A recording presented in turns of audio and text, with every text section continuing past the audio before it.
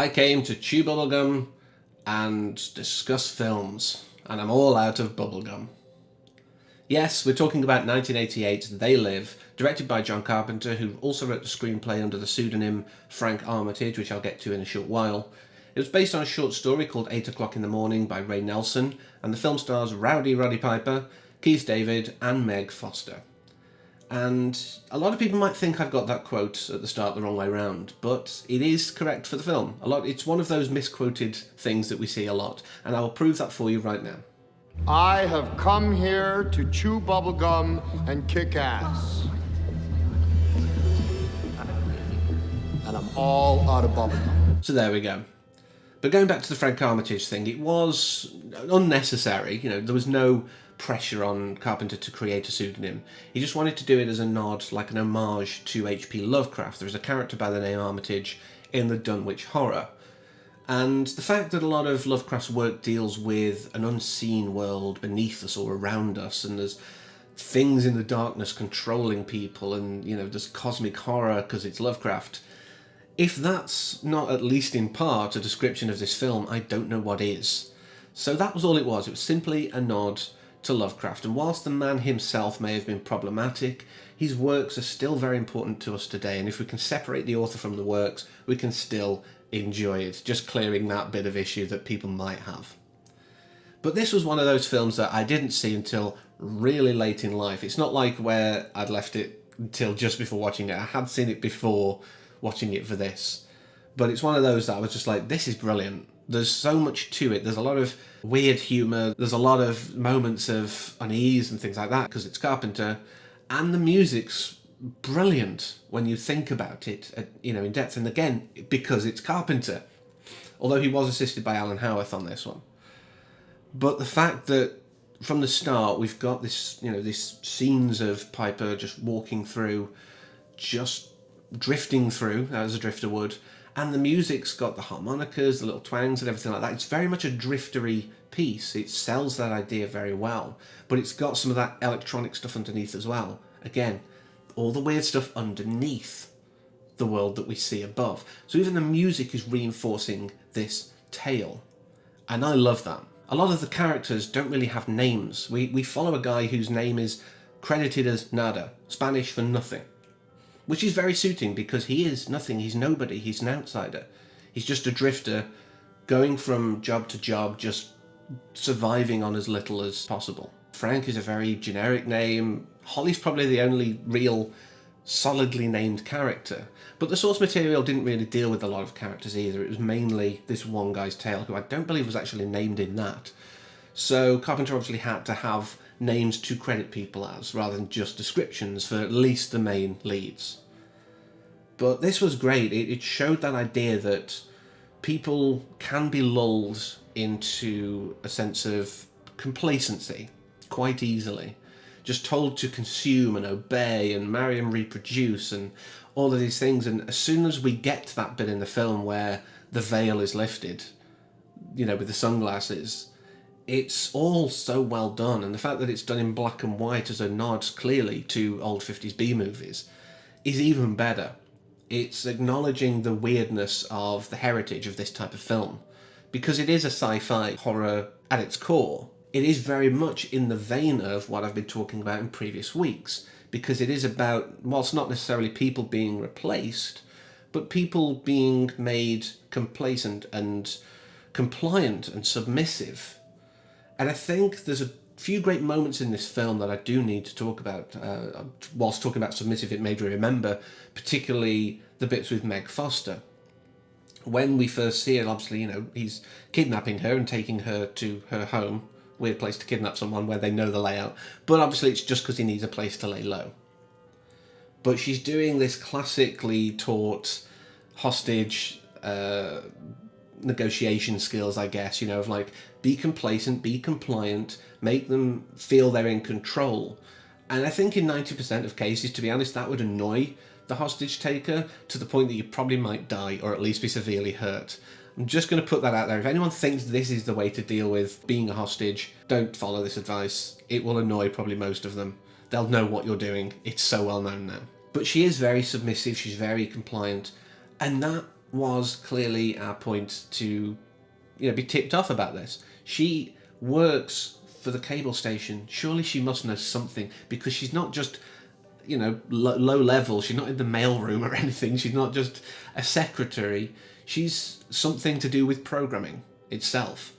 But whilst the character is wonderfully astute in most cases, I think the fatigue and, sort of being worn down means that he just didn't pick that up. The fact that she is that high and not knows anything shouldn't be right, because we see all throughout his observation skills, his astuteness are right there from the start. He spots everything. He's so aware. This is what gets him to try and figure out what's going on in this church. It gets him to investigate. It gets him embroiled in the story, obviously. And we needed a way to do that. But he's clearly an intelligent man who's just down on his luck. He's just not had the breaks that would have really helped.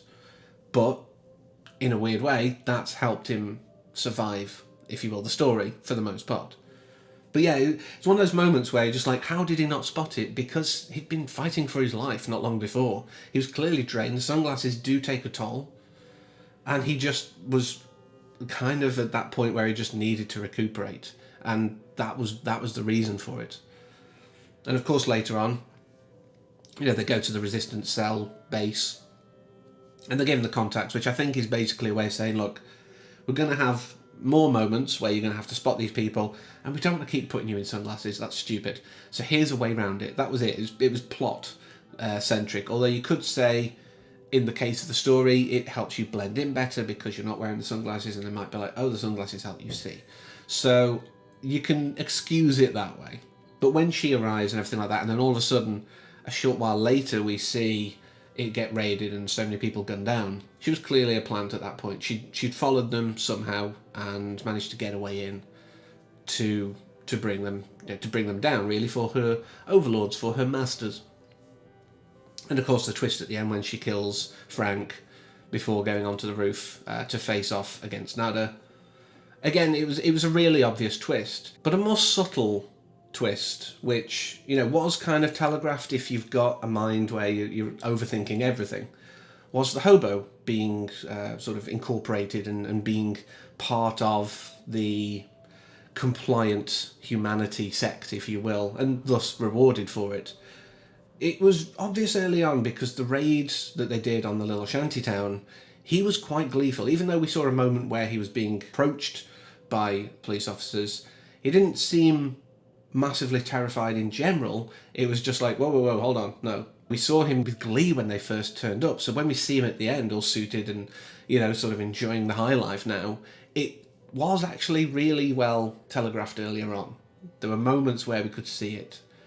But this film, like the stuff before, is that whole idea that the world is not what we expect. And even now, it's very, very appropriate. There's a lot of things that go on behind the scenes that we're just not aware of. Whilst democracy is meant to work for the people, and we are meant to be a part of every process in theory, there's a lot of stuff that goes on behind closed doors. There's bills that are passed that really are because bills have been passed. There are lobbyists who say, no, I want this. And again, money is passed, and strangely enough, these protections that would exist for actual individuals and humans suddenly get expanded out to corporations in certain places. That's not even talking about countries where it's not a democracy. Awful as it sounds, at least they're open and honest about it. It's like, yes, we are controlling you and we're telling you exactly what to do and you'll do it. At least it's upfront and honest. But democracy wearing, or I guess, that kind of despotism and dictatorship wearing a democracy cloak is exactly what this film's about.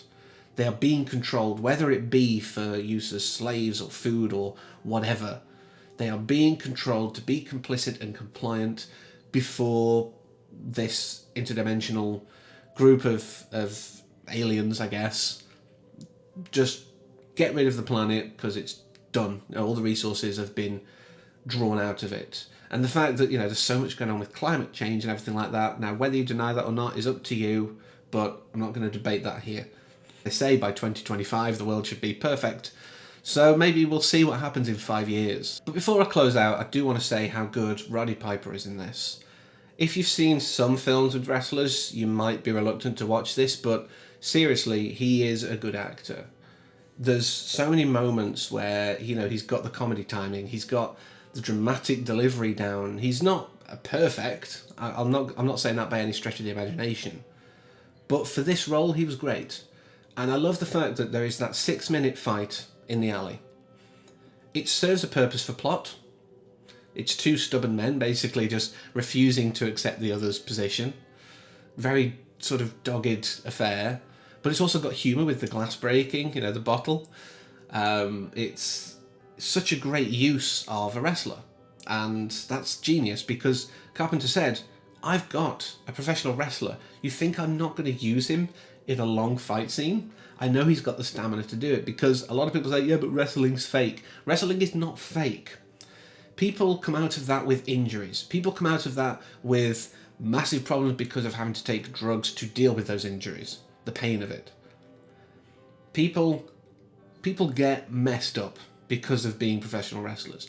It is staged, not faked. It's still very physical, and you need to learn fight choreography, and you need to have the physique and the stamina to deal with that rigorous sort of method, you know.